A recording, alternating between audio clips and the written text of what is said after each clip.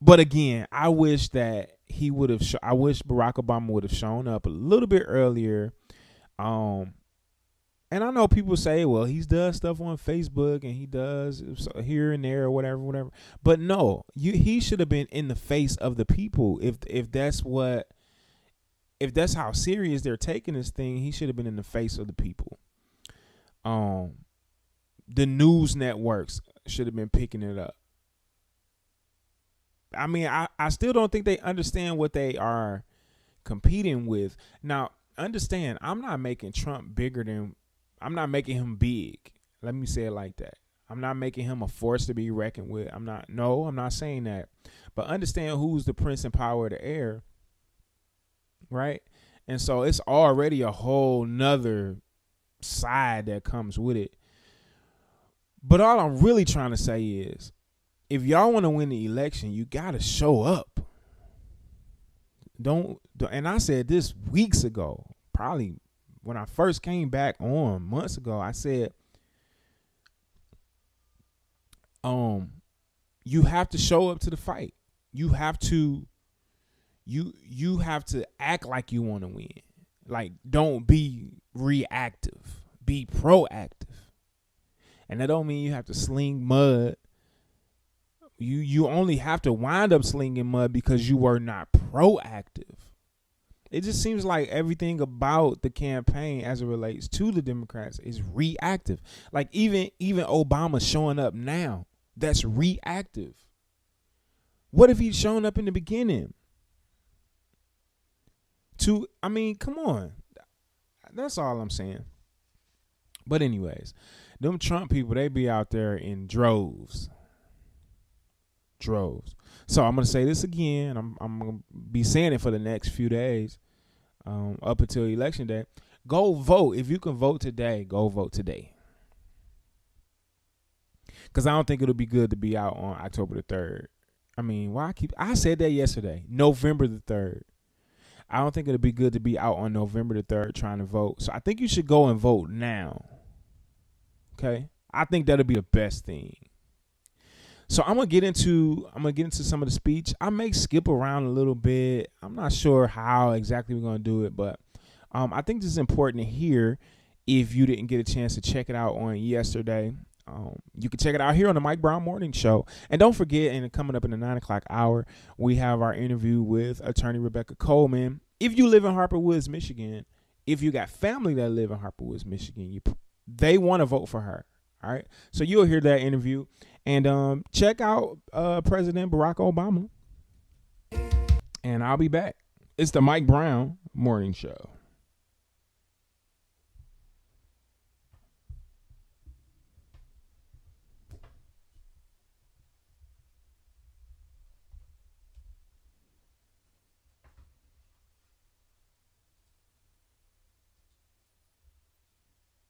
Brown Morning Show. Wake up, baby, when you wake up, hit it in the morning. Heard weekdays 7 to 10 a.m. Eastern Time, right here on the Urban Uplift. You know, I know the president spent some time in Erie last night, and apparently he complained about having to travel here. Then he cut the event short, poor guy.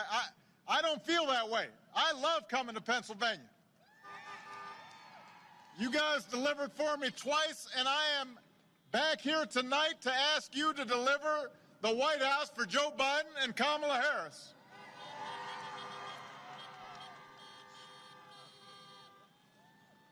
I want to thank Mr. Philadelphia, Charlie Mack, his daughter, India Marie. What an outstanding young lady she was. Those of you who are fathers and have daughters, you know how that feels when you see your daughters just shining. I know a little bit about that. And it was great to see Representatives Brendan Boyle, Mary Gay Scanlon, Governor Tom Wolf, Attorney General Josh Shapiro, Mayor Jim Kenney. Philadelphia, we got 13 days. That's our lucky number right here. 13 days until the most important election of our lifetimes.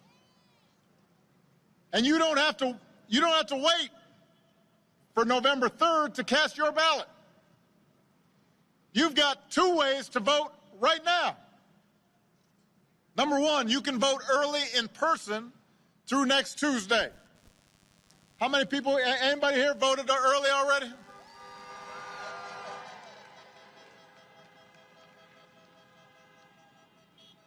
If you haven't, just go to iwillvote.com/PA and find out where you can vote early. Number two, you can vote from home with a mail-in ballot. Just go to iwillvote.com/PA to request your ballot right away. And before you send it back, Pennsylvania's got this thing where you've got to use both envelopes. So you've got to read the directions carefully to make sure your vote counts. And if you've already voted, then you've got to help your friends and family make a plan to vote. Take them with you if you vote early or if you vote in person on Election Day, because this election requires every single one of us to do our part. And what we do these next 13 days will matter for decades to come. Now, last time I was in Philadelphia, I was at the Constitution Center. And I was delivering a speech for the Democratic National Convention this year. And I said during that speech, I've sat in the Oval Office with both of the men who are running for president. And they are very different people. I explained that I never thought Donald Trump would embrace my vision or continue my policies, but I did hope, for the sake of the country, that he might show some interest in taking the job seriously. But it hasn't happened.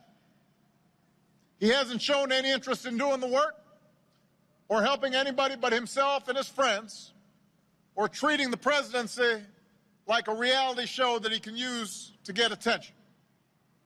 And by the way, even then his TV ratings are down. So you know that upsets him.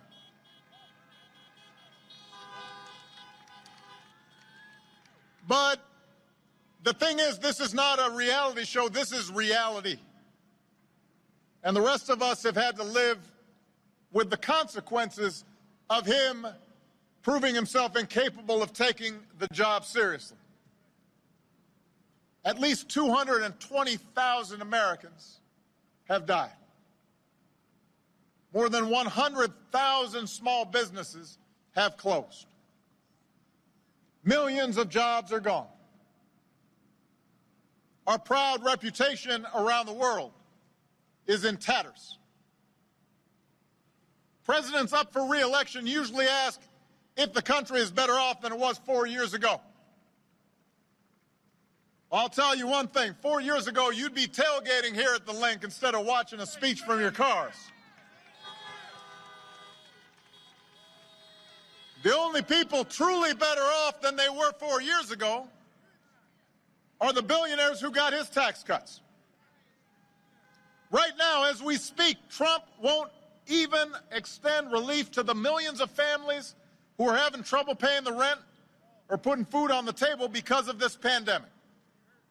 But he's been doing all right by himself. As it turns out, this was just reported in the last 48 hours. We know that he continues to do business with China because he's got a secret Chinese bank account. How is that possible? How is that possible? A secret Chinese bank account.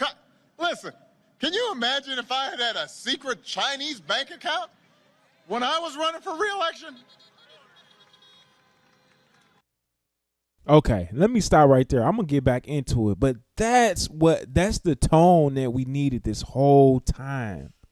We needed to know that someone was passionate about wanting to sit in that seat. And unfortunately, that's what Trump has been providing. Passion is foolish passion. But we needed someone to combat that.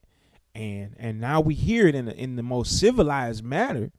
He just said. Now imagine if I had had a secret Chinese bank account. That's good, Barack. Now let's keep going. I'll be back. You think Fox News might have been a little concerned about that? They would have called me Beijing Barry. Wait a minute. I'm not supposed to keep interrupting though. That was funny though. Beijing Barry. Okay, I'm gonna try to play it. All right. It is not a great idea to have a president who owes a bunch of money to people overseas. That's not a good idea. I mean, of the taxes Donald Trump pays, he may be sending more to foreign governments than he pays in the United States. His first year in the White House, he only paid $750 in federal income tax. Listen, my first job was at a Baskin Robbins when I was 15 years old. I think I might have paid more taxes that year working at a dispensing ice cream. How is that possible? How many people here paid less than that? It's possible, just possible now, that if you are living high on the hog and you only pay $750 in taxes, that maybe, just maybe, he might not know what working people are going through here in Pennsylvania. Okay, now that could be a possibility. This is the way I'm going to go today. I didn't think I was going to go this way, but this is where I'm going to go. That could be a possibility that he don't know. Because when has he ever been poor? But that's no excuse. No excuse at all. We cannot afford 4 more years of this, Philadelphia. But the good news is, right now you can choose change. Right now, you can vote for my friend Joe Biden and his running mate Kamala Harris as the next president and vice president of the United States of America.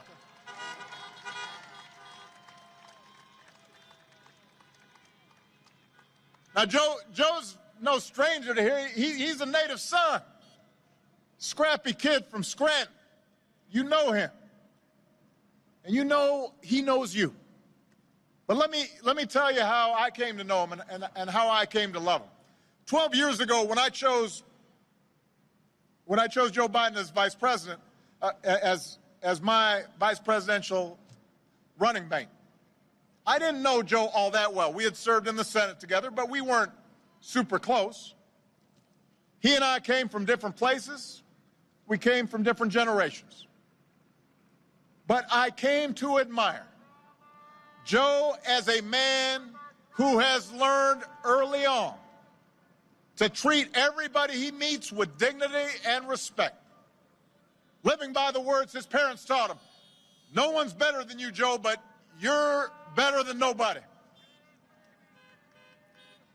And that empathy, that decency, that belief that everybody counts, that's who Joe is. That's who he'll be. And I can tell you the presidency doesn't change who you are, it reveals who you are. And Joe has shown himself to be a friend of working people.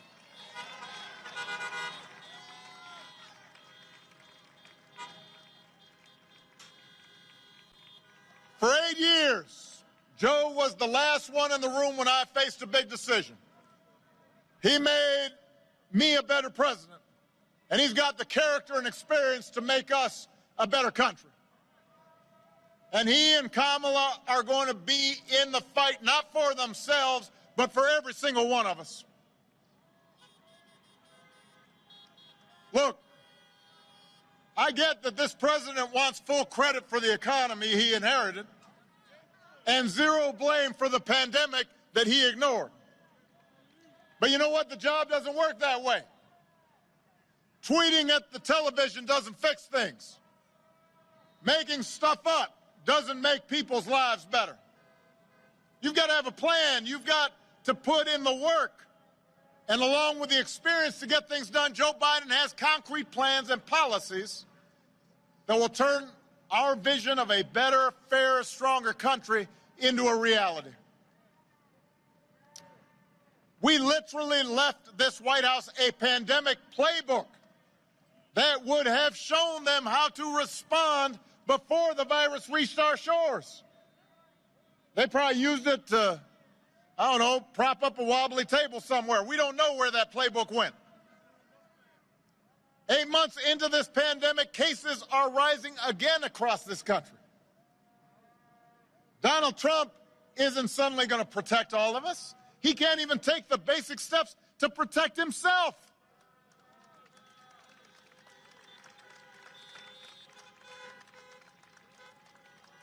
Just last night, he complained up in Erie that the pandemic made him go back to work. I'm quoting here. He was upset that the pandemic's made him go back to work. If he'd actually been working the whole time, it never would have gotten this bad.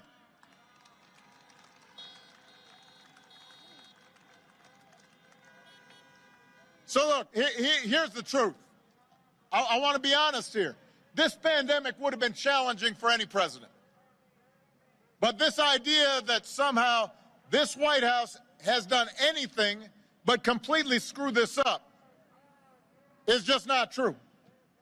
I'll give you a very specific example. Korea identified its first case at the same time that the United States did. At the same time. Their per capita death toll is just 1.3% of what ours is. In Canada, it's just 39% of what ours is. Other countries are still struggling with the pandemic, but they're not doing as bad as we are because they've got a government that's actually been paying attention. And that means lives lost, and that means an economy that doesn't work. And just yesterday, when asked if he'd do anything differently, Trump said, not much. Really? Not much? Nothing you can think of that could have helped some people keep their loved ones alive? So Joe's not going to screw up testing. He's not going to call scientists idiots. He's not going to host a super spreader event at the White House. Joe will get this pandemic under control with a plan to make testing free and widely available, to get a vaccine to every American cost-free, and to make sure our frontline heroes never to ask other countries for the equipment they need. His plan will guarantee paid sick leave for workers and parents affected by the pandemic, and make sure that the small businesses that hold our communities together and employ millions of Americans can reopen safely. You know, Donald Trump likes to claim he built this economy, but America created 1.5 million more jobs in the last 3 years of the Obama-Biden administration than in the first 3 years of the Trump-Pence administration. How you figure that? And that was before he could blame the pandemic. Now, he did inherit the longest streak of job growth in American history, but just like everything else he inherited, he messed it up.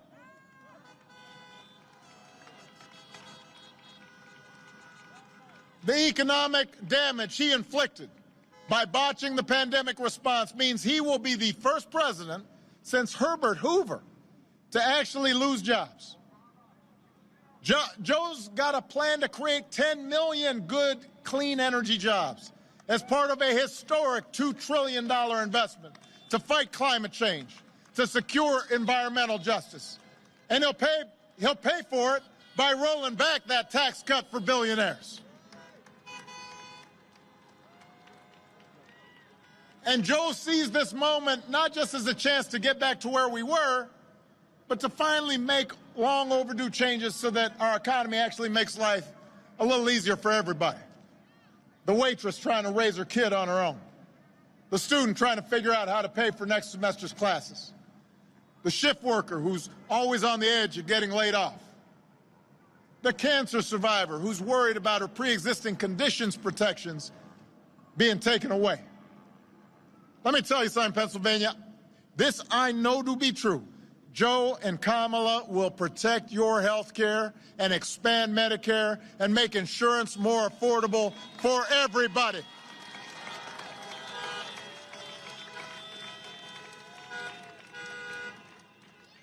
You know, Republicans love to say right before an election that they'll protect your pre-existing conditions. Now, Joe and I actually protected your policies to make sure people with pre-existing conditions could get health insurance and have coverage. We did it through something called the Affordable Care Act, AKA Obamacare. And Republicans tried to repeal or undermine it more than 60 times. And when they've been asked about it, they keep on promising, we're going to have a great replacement. They said, it's coming. It's been coming in 2 weeks for the last 10 years. Where is it? Where is this great plan to replace Obamacare? They've had 10 years to do it. There is no plan. They've never had one. Instead, they've attacked the Affordable Care Act at every turn, driving up costs, driving up the uninsured. Now they're trying to dismantle your care in the Supreme Court as we speak, as quickly as they can, in the middle of a pandemic, with nothing but empty promises to take its place. It's shameful. The idea that you would take health care away from people at the very moment where people need it most, what is the logic of that? There is no logic. Joe knows that the first job of a president is to keep us safe from all threats, foreign, domestic, or microscopic. When the daily intelligence briefings flash warning signs about a virus, a president can't ignore them. He can't be AWOL.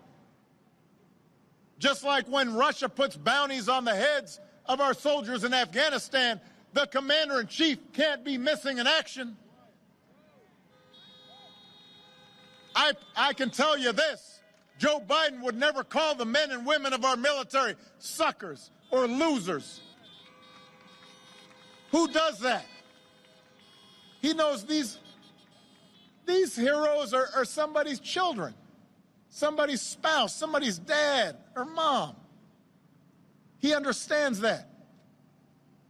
And he's going to restore our standing in the world because he knows that America's true strength comes from setting an example that the world wants to follow. A nation that stands with democracy, not dictators. A nation that can mobilize and inspire others to overcome threats like climate change and terrorism and poverty and disease. And with Joe and Kamala at the helm, you're not going to have to think about the crazy things they said every day. And that's worth a lot. You're not going to have to argue about them every day. It just won't be so exhausting. You might be able to have a Thanksgiving dinner without having an argument.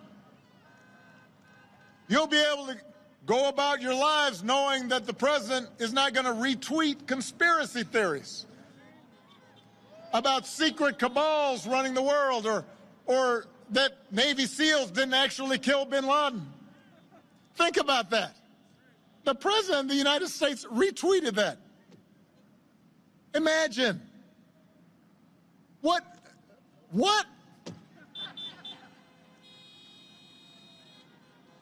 We're not going to have a president that goes out of his way to insult anybody who doesn't support him or threaten them with jail. That's not normal presidential behavior.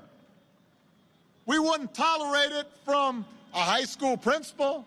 We wouldn't tolerate it from a coach. We wouldn't tolerate it from a coworker. We wouldn't tolerate it in our own family, except for maybe crazy uncle somewhere, you know. He's I mean, why would we expect and accept this from the President of the United States? And Why are folks making excuses for that? Oh, well, that's just him. No. There are consequences to these actions. They embolden other people to be cruel and divisive and racist. And it frays the fabric of our society. And it affects how our children see things. And it affects the ways that our families get along. It affects how the world looks at America.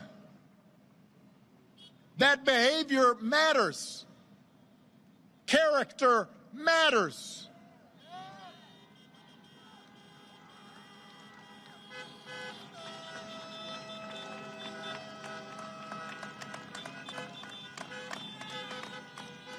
And by the way, while he's doing all that, it distracts all of us from the truly destructive actions that his appointees are doing all across the government, actions that affect your lives. You know, the Environmental Protection Agency that's supposed to protect our air and our water is right now run by an energy lobbyist that gives polluters free rein to dump unlimited poison into our air and water. The Labor Department, that's supposed to protect workers and their rights. Right now, it's run by a corporate lobbyist who's declared war on workers. Guts protections to keep essential folks safe during a pandemic. Makes it easier for big corporations to shortchange them on their wages. The Interior Department, that's supposed to protect our public lands and wild spaces, our wildlife and our wilderness. And right now that's run by an oil lobbyist who's determined to sell them to the highest bidder. You've got the Education Department that's supposed to give every kid a chance, and that's run by a billionaire who guts rules designed to protect students from getting ripped off by for-profit colleges and stiff-arm students looking for loan relief in the middle of an economic collapse. I mean, the person who runs Medicaid right now is doing their best to kick people off of Medicaid instead of sign them up for Medicaid. Come on. When Joe and Kamala are in charge, they're not going to surround themselves with hacks and lobbyists, but they're going to appoint qualified public servants who actually care about looking out for you, for your job, for your family, for your health, for your security, for your planet. And that, more than anything, is what separates them from their opponents. They actually care about every American, including the ones that don't agree with them. And they're going to fight for you every day. They care about you, and they care about this democracy. They believe in a democracy. The right to vote is sacred, and that we shouldn't be making people wait in line for 10 hours to cast their ballot. We should be making it easier for everybody to vote.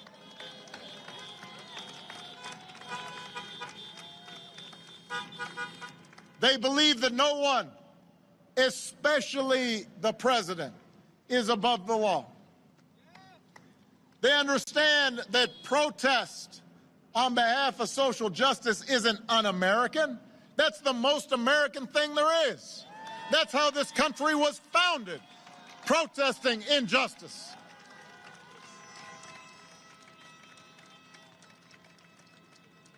They understand we don't threaten our political opponents, threatening to throw them in jail just because we disagree with them. They understand that our ability to work together to solve big problems like a pandemic depends more than on just photo ops. It depends on actually learning the facts and following the science and not just making stuff up whenever it's convenient. Our democracy is not going to work if the people who are supposed to be our leaders lie every day and just make things up. I mean, And we've just become numb to it. We just become immune to it every single day. Fact checkers can't keep up. And look, this notion of truthfulness and democracy and citizenship and being responsible, these aren't Republican or Democratic principles, they're American principles. They're what we most of us grew up learning from our parents and our grandparents. They're not white or black or Latino or Asian values, they're American values, human values. And we need to reclaim them. All right, so only here on the Mike Brown Morning Show do you get that much of anything. But, I mean, I felt like it was necessary. And let me say, welcome to the party, President Barack Obama. Welcome. We only been in campaigning for 2 years, but welcome. I'm glad that you showed up because it was a necessary speech and the tone was correct, and this should have been the tone the whole time. And I'm not trying to beat no dead horse, and I'm not trying to say you should have. I know that's what it sounds like I'm saying, but I'm not saying it in a negative way. But let this be a schoolmaster for the future. If you want something, I hope I'm talking to a politician right now. I hope you hear me either live right now or you hear me on YouTube or Facebook later. But if you want something, act like it. You can be integral and still have the correct tone. This what Obama just did. He just did it. He just did it. That's all I'm saying. That's all I'm saying. Coming up, I got more great music. I got our interview with attorney Rebecca Coleman. Don't go anywhere. It's the Mike Brown Morning Show. And where is it heard? Right here on the Urban Every Uplift. elected official. The Urban Uplift. I'll be back. Don't go anywhere. Right here. The Mike Brown Morning Show. Wake up, baby, won't you wake up? Hit it in the morning. Heard weekdays 7 to 10 a.m. Eastern Time. Right here on the Urban Uplift. Baby, won't you wake up? Hit it in the morning. Heard weekdays 7 to 10 a.m. Eastern Time. Right here on the Urban Uplift. Welcome back to the new way to start your day. It's the Mike Brown Morning Show. Heard here on the Urban Uplift. As promised today, we have a very influential guest, a lifelong friend, a childhood friend, and we'll get all into her accomplishments once we start the interview here. But welcome to the Mike Brown Morning Show, Rebecca Coleman. Hi, thank Hello. you. We're happy to have you here, and we don't take it lightly that you decided to come on our show. We appreciate it. Well, thank you for the invite. Thanks. So, I'm really hyped about this interview for a lot of different reasons. One reason is because you're a Detroiter. You grew up in Detroit, and Detroit gets a lot of blight, right? Yes. So I just want you to talk about what that experience was for you growing up in Detroit. Well, growing up in Detroit, I mean, that was all I knew. So I heard on the outside, when I would leave out of Detroit, it's a bunch of rape, murder, and crime. But in real life, no, that's in different areas around the city, just like other cities.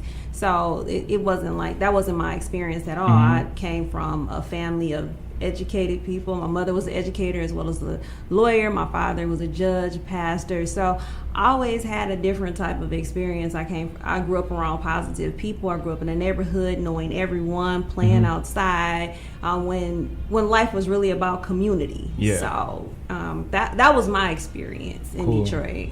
Mine too. So I just wanted to share with the world that Detroit is not this bad place that people try to paint it to be. Right. Even before gentrification.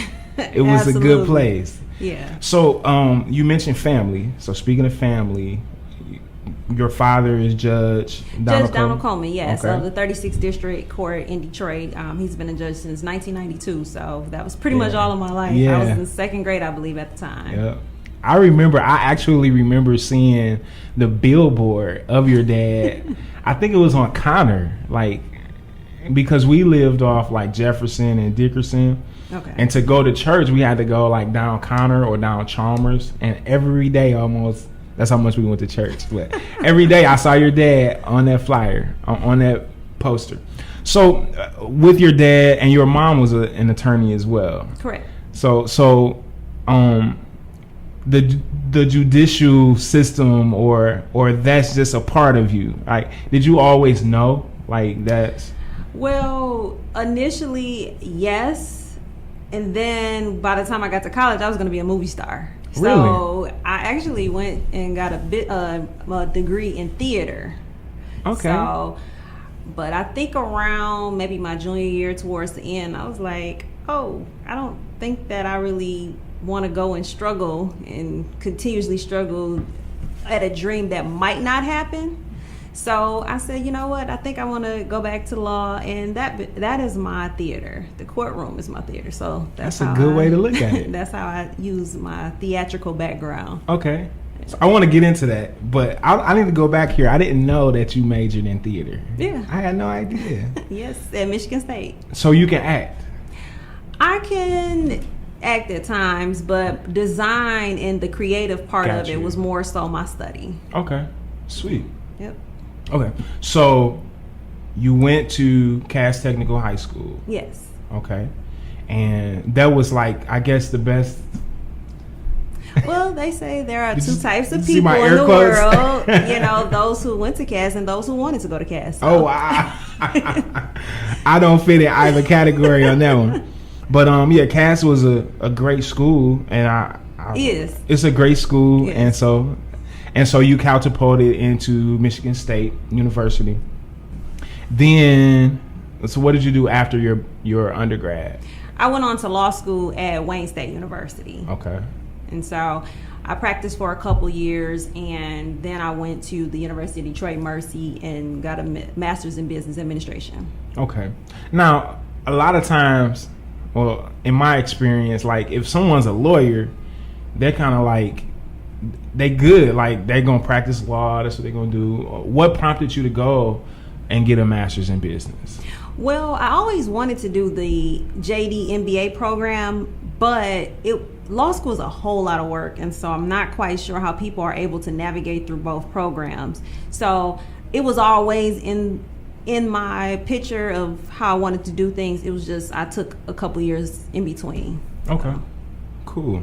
So can you? This show is for everybody, right? Yes. So I want to answer questions that people may not know. Can you explain what the JD is? It stands for Juris Doctorate. Okay, yes. Can you explain that? It's just the law degree. So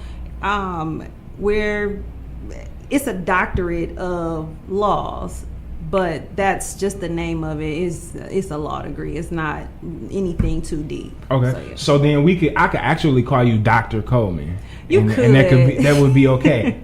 Yes, it's okay. It's not common, but technically I do have a doctorate degree. Okay.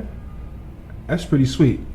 So you got an undergrad in theater. Yes. Then you are a lawyer, and you have a master's in business. That's sweet. So, I guess the question that I want to ask now is, well, you answered it already, because I was going to ask you, did you always know? But you're telling me that you were going to be a movie star. Yes.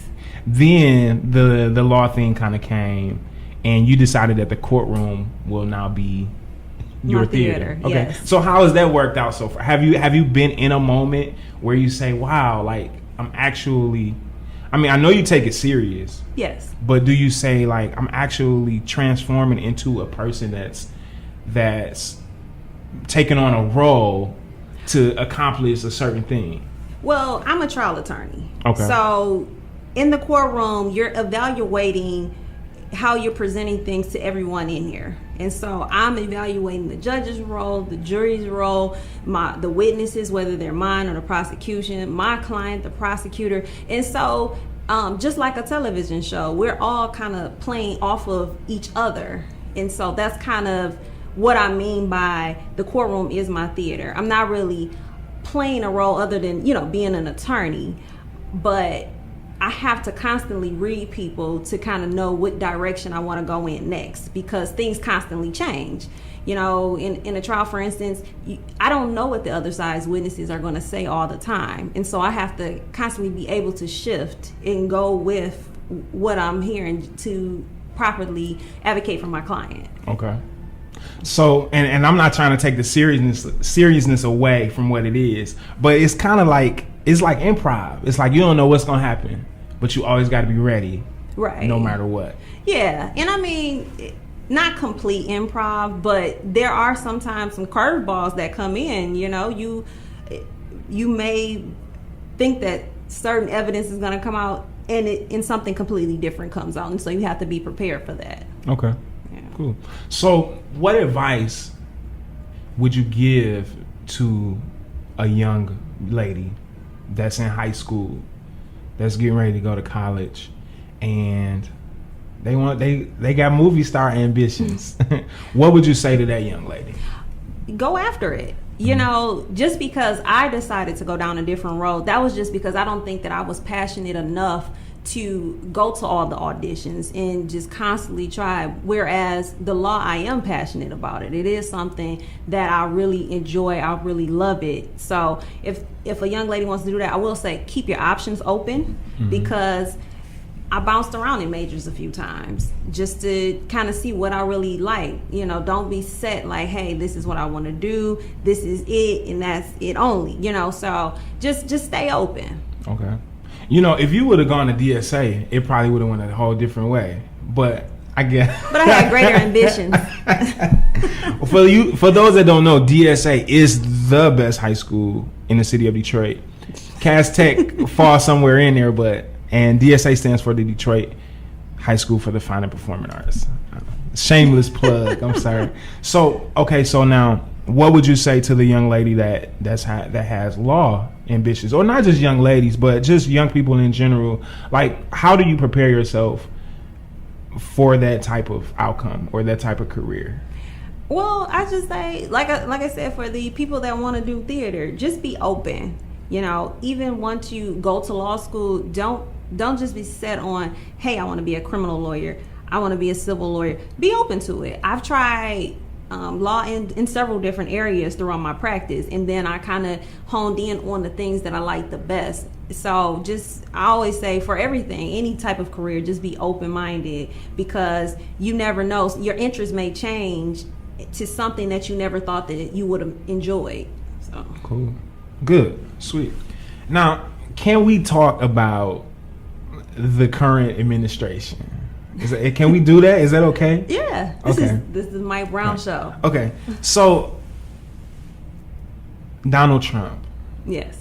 How do you feel his administration has led us through these past 4 years? It hasn't led us, really. It's a bad example of leadership. Okay. I don't think that he takes the role serious. He has a set agenda on it that changes. I guess it's not really set, because it seems to constantly change on how he feels day to day. So I think that it's a bad representation of what the United States of America was founded on and what it could be. I think he's constantly taking us back, which is not good. Not at all. I agree. And in that moment, you kind of reminded me of Angela Rye a little bit. Have you ever heard her go on one of those, like, I don't want to call it rants because it's very relevant, but like, have you ever heard her talk about Donald Trump? No.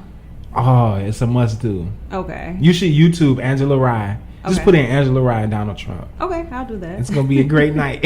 I promise you. So, with the upcoming election, so we just saw that Joe Biden picked, and I don't want to say her name wrong, so I'm just going to say Senator Harris. Yes. As his running mate. What do you think about that? I think that that's a monumental event. Okay. I've been seeing a lot of negative feedback, and I think that we're missing the common goal.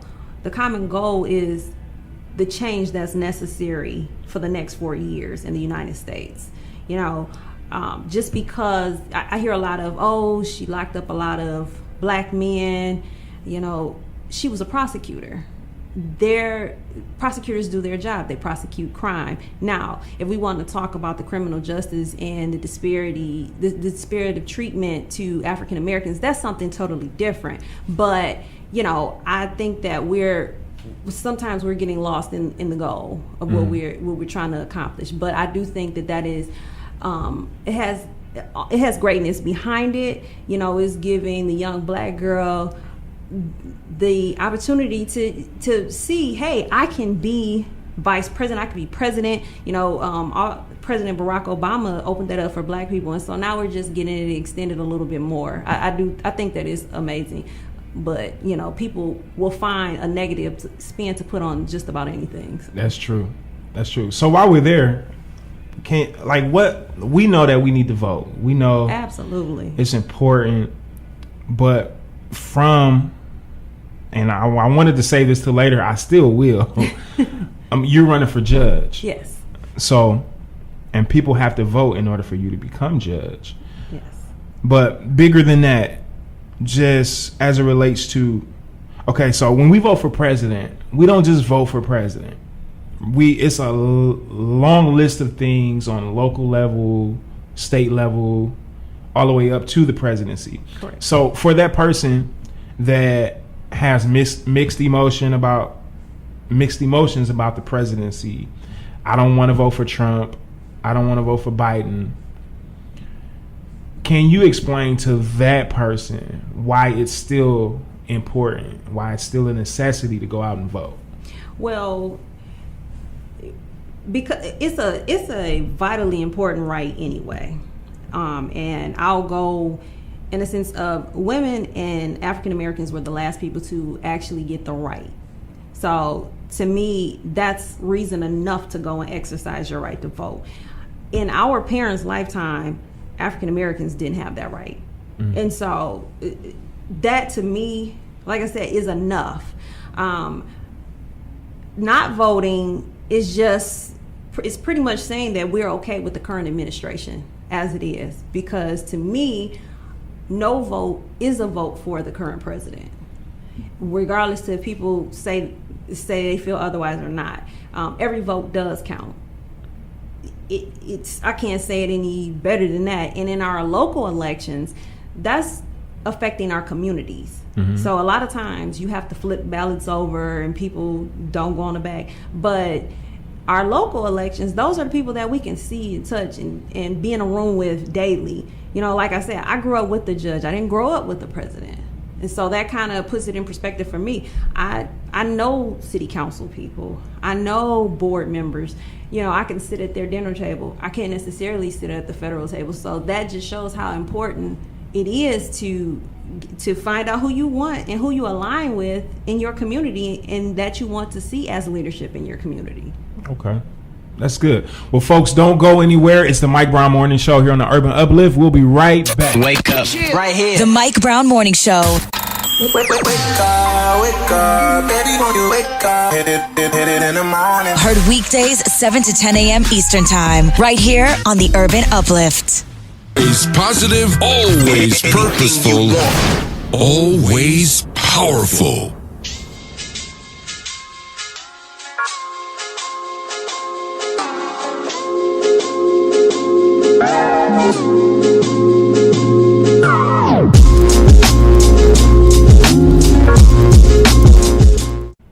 Welcome back to the show, everybody. It's, again, the Mike Brown Morning Show here on the Urban Uplift. And we're still here with our guest today, attorney Rebecca Coleman.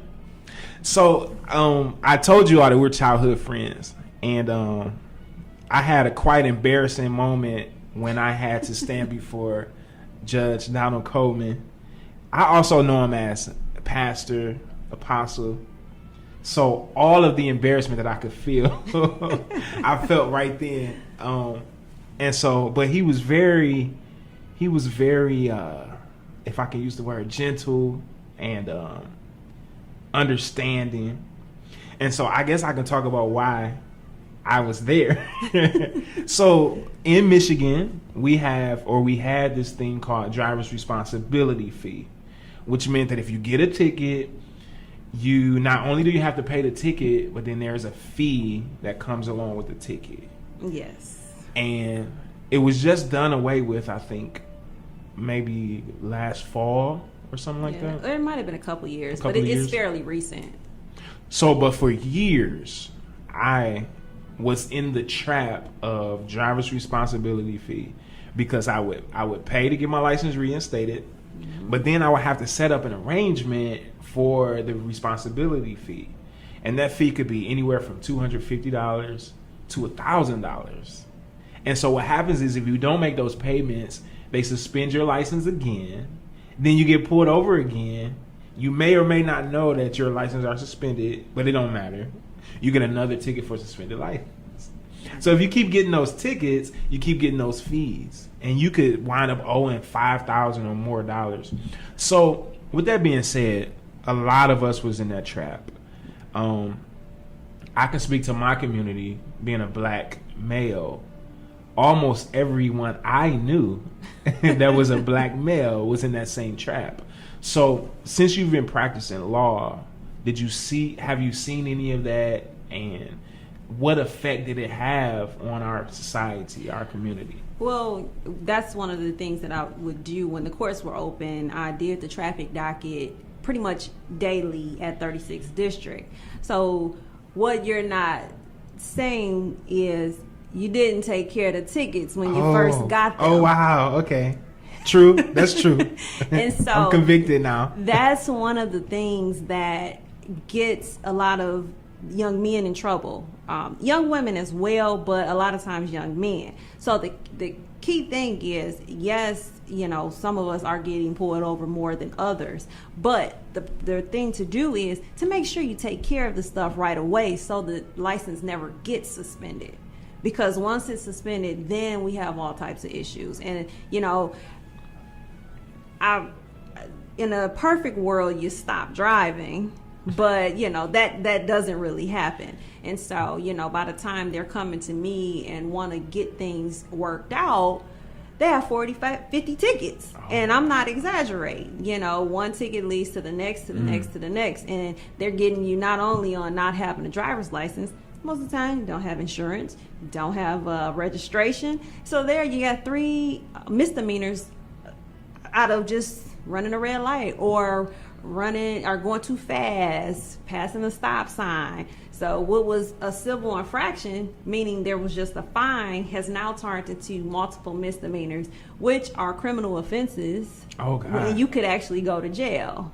So, the responsibility fees, that was on top of all of the other stuff. So my take from this is go to court, take care of it in the beginning so that you don't have to deal with suspended license and then having that waiting period, I believe is about 3 years to get a license back, and it just keeps going out further and further if you continue to get tickets and stuff during that suspended period of time. Wow.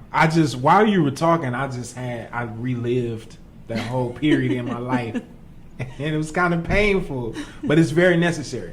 So you said you go from a civil infraction, which means that's just a fine. You can pay that fine. Right. But if you don't take care of that, then it escalates to... No. What I'm saying is when you don't take care of matters, then you get the suspension, and it could be something that some type of moving offense that you were doing after all of that, such as speeding. And when you get pulled over, the officer sees, oh, you don't have a license. You also don't have insurance. You don't have registration. So all of that is on top of what was just a simple speeding ticket when you let things get neglected. Okay. So what is a misdemeanor?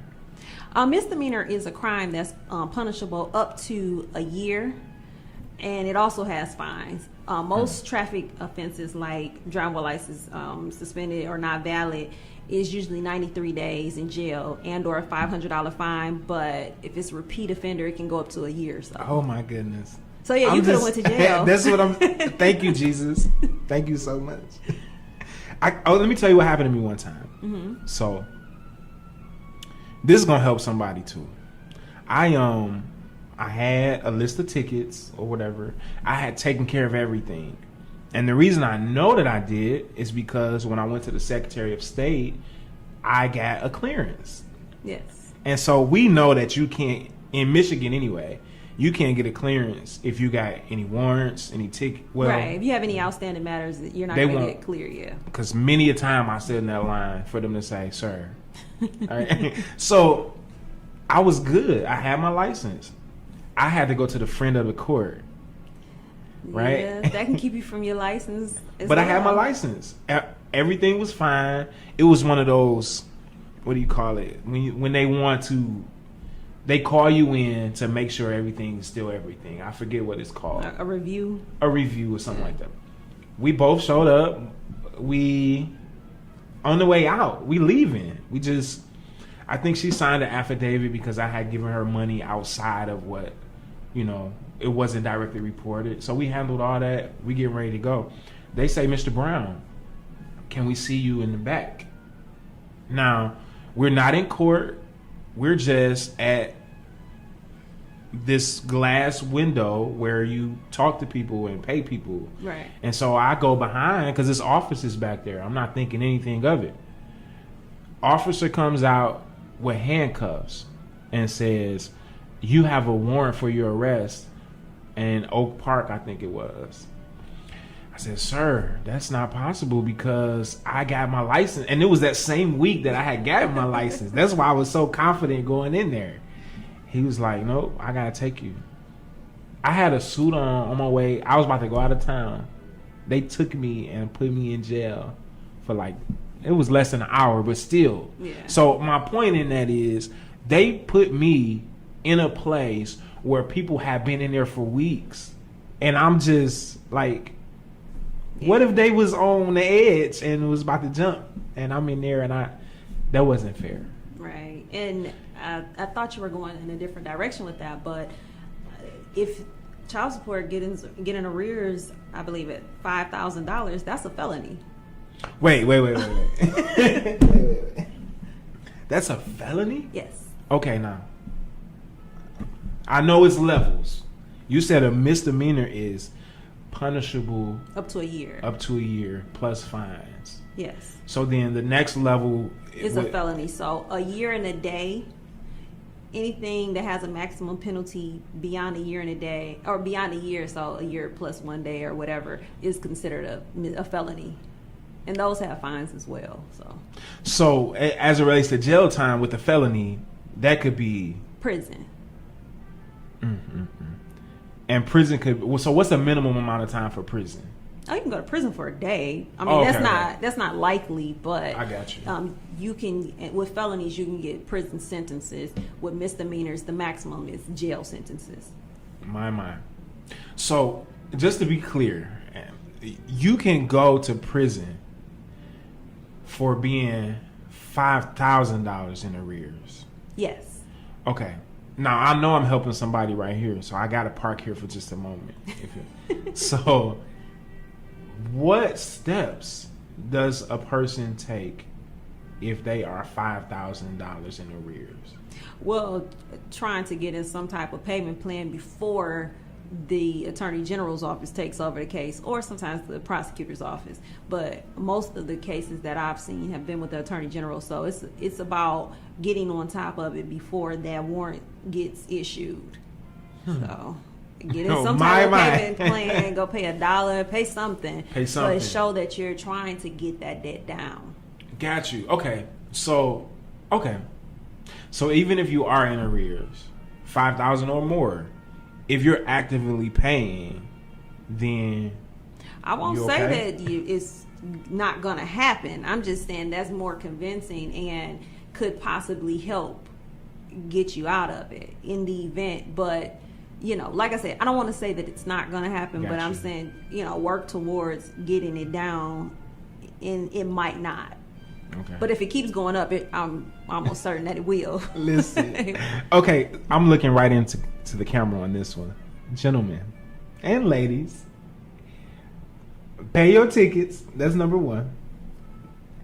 And pay your child support. Yes. Try not to have no child support, but if you do, pay it. Okay. Wow, those are some nuggets. You just helped us out. I appreciate that.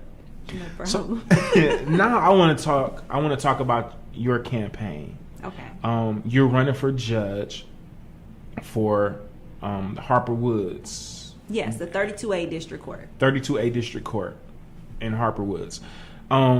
What prompted this? Like, what made you want to make the transition from lawyer to judge?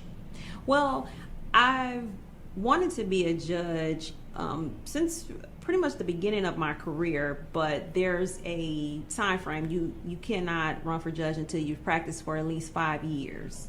I mean, I've been practicing a little over 10 years now, but you know, the races are every 6 years, and I did run previously in the circuit court, but I don't necessarily want to do that big yet. I want to start with the district court, start with the community, because I believe that the district court is vitally important in every community, and it's a lot of changes that I want to bring. And so it's time for the election. It's only one judge position in our city, so it was now or never. I had to wait another 6 years, so I have to do it now. So do you want me to talk about some of the changes that I want to bring to it? Like, Yeah. Okay. Well, yeah. Go ahead. And I got more questions after that. Okay. So one of my big things is literacy.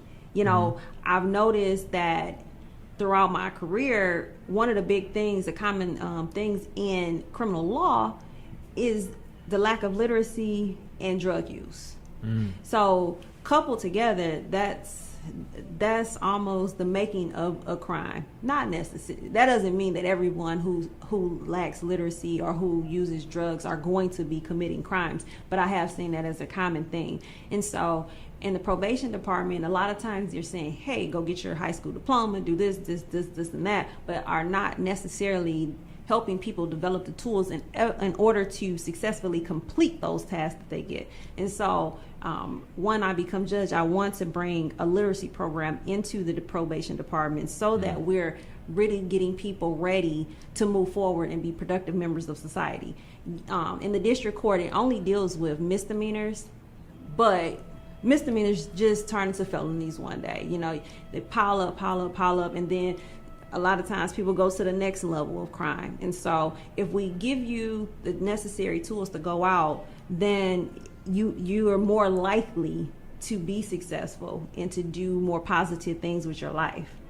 In addition to that, I want to bring different specialty programs. They call them specialty courts at the circuit court and some of the other courts throughout the state. Some of the studies are showing that people who are in these specialty programs, such as drug court, mental health court, sobriety court, they are less likely to be repeat offenders because we are actually addressing the issues and why they have committed these certain crimes. So those are just some of the programs that I want to bring, in addition to finding legal aid for people dealing with landlord, tenant, as well as civil. In Harper Woods, we have a high population of renters, but we don't have any legal aid when they come in and are facing these evictions and other issues in the landlord, tenant. And I think that is injustice. You know, just because you're poor or, you know, not necessarily poor, but unable to afford an attorney does not mean that you should not get that assistance. So I want to bring that there as well. Wow. I wish I could vote for you. Move to Harper Woods. Oh, we might need to talk about that because the election is November the 3rd. Yes. Okay. So it's the same day as the general election. So like we said before, like these things are important. Yes. And based off what you said, if you live in Harper Woods, you should vote Rebecca Coleman. Yes. For judge. Wow. So, and it's only one seat in Harper Woods. That's correct. So whatever you come to court for, you're going to see Judge Rebecca R. Coleman. Rebecca R. Coleman. Okay. So you spoke when I first asked you that, you spoke about drugs, about literacy and drugs.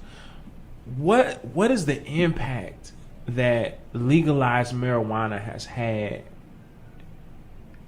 in Detroit and the surrounding area? Like, or has it had an impact? To me, not so much. Okay. Because people don't understand you still can't drive around high. It's still operating while intoxicated. So while the use of marijuana in small portions, possessing small portions is legal, there are many other types of crimes that you can still get convicted of. So I don't think that it's really helped anything, right? Just yet. Okay. All right, folks, we'll be right back. Don't go anywhere. Stay tuned. Wake up. Right here. The Mike Brown Morning Show. Wake up, baby, won't you wake up? Hit it in the morning. Heard weekdays 7 to 10 a.m. Eastern Time. Right here on the Urban Uplift.